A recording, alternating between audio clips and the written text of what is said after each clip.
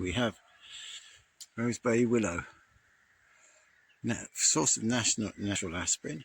So, and also nice the way it's grown. It's got some potential arrow shafts in there. So I'm going to pick myself one out and cut it, and we can then start stripping it back and getting it ready.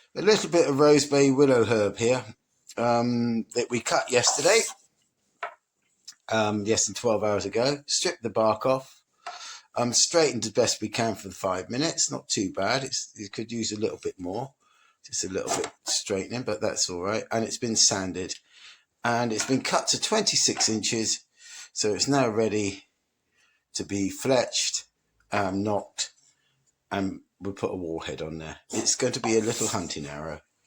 Here we have the 26-inch arrow shaft prepared. This was only just over 12 hours ago. This was growing green, so it's still very, very green. It's been aired out overnight in a warm environment, but it's still going to be very, very green.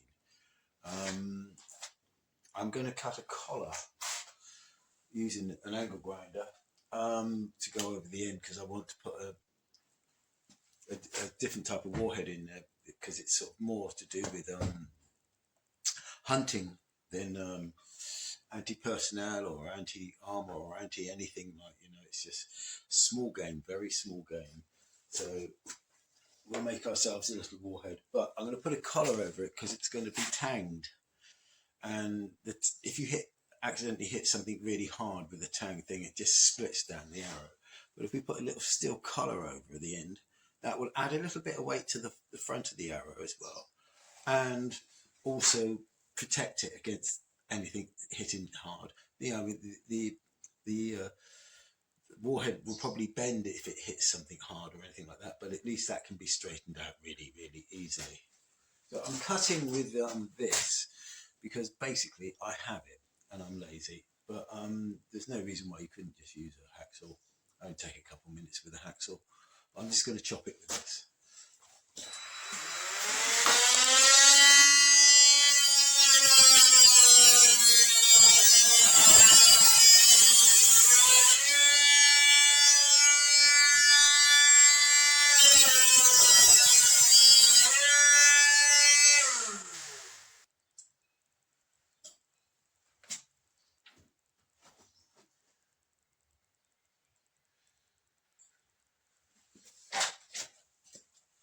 Just tidy up the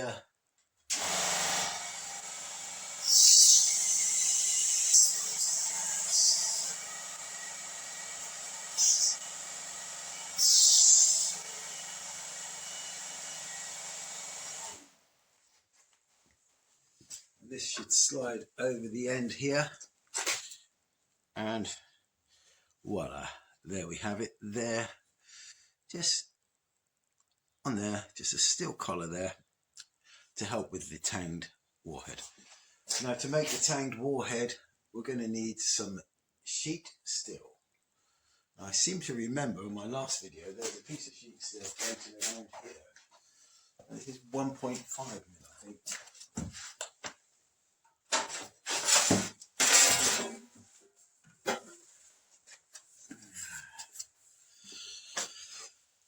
As used in a previous thing, I can cut a warhead out of this. That's the idea for the warhead. Okay, I will cut that out. I'm going to use the angle grinder, but you could cut it out. Same thing again, where you could cut it out quite easily with a hacksaw. So you can do this manually, but because I've got the tools, I'm going to use what I've got. Cheers. The rough outline. And there you have a rough warhead. It needs sharpening, but which I can do that separately. But there you go. It's got it now. This stick now has a warhead on it.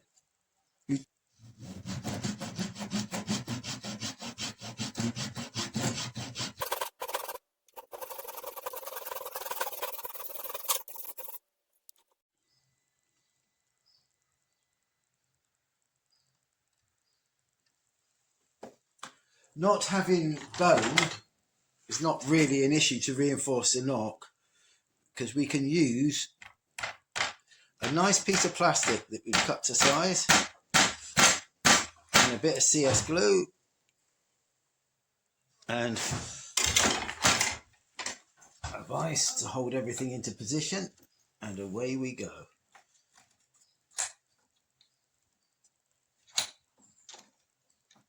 There she goes.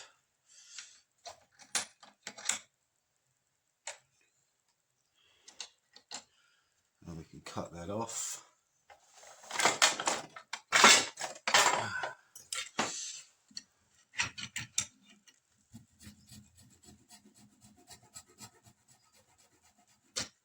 There we go. And a little bit of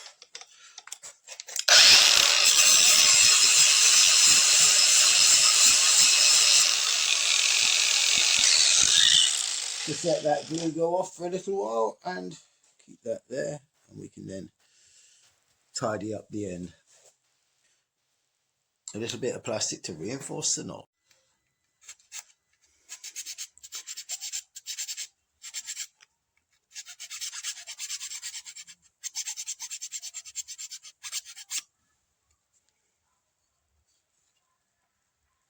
There you go, that's the knock done now. Okay. It's a bit scruffy, I'm afraid, because I got dirty fingers from planting some stuff there just then. I'm just going to tidy this up. I'm on this arrow at the moment. I'm using the last of my stock feathers that I bought in. You can use larger bird feathers. I mean, the one we got around here, tons of rooks, and I have used rook feathers in the past, but they don't tend to last as long as these sort of like heavy turkey feathers or swan feathers or whatever they are, whatever bird they come from.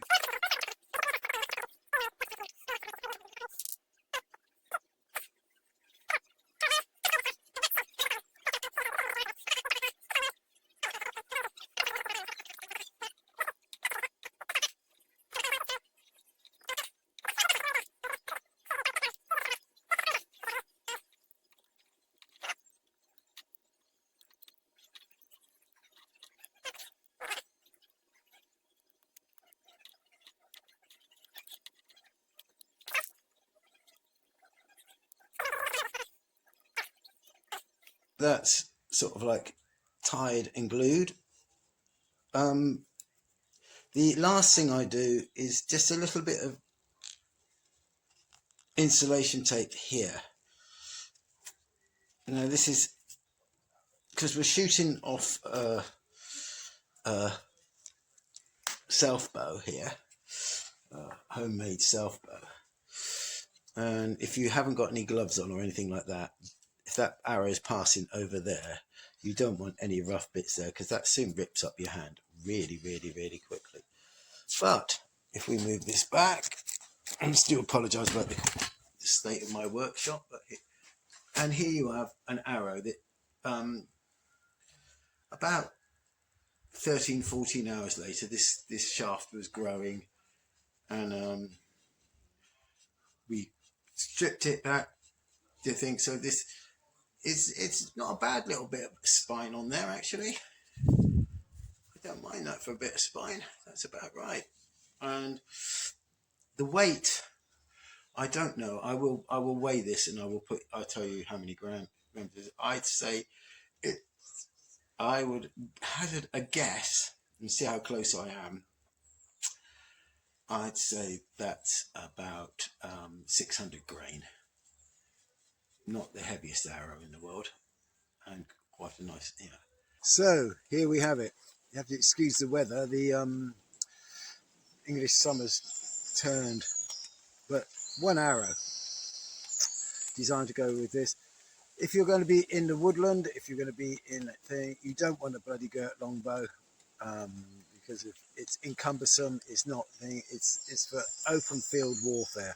Longbow, the short bow, and these shorter arrows actually work a lot better in this natural environment, and you don't have to think. You can also shoot this bow from sitting down quite easily. You can shoot it drawing to the chest. You can you can shoot it a lot more. There's a lot more flexibility with these short bows than there are with the long bows. Anyway, I haven't shot this one yet, so let's see how it shoots. Okay.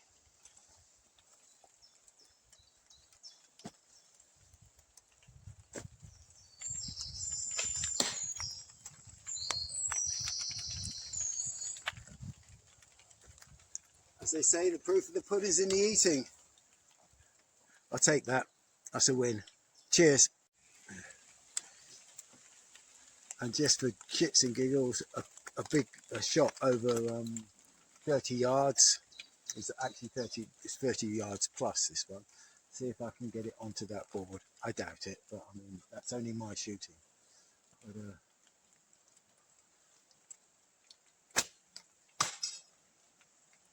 well, close enough. All right. Cheers.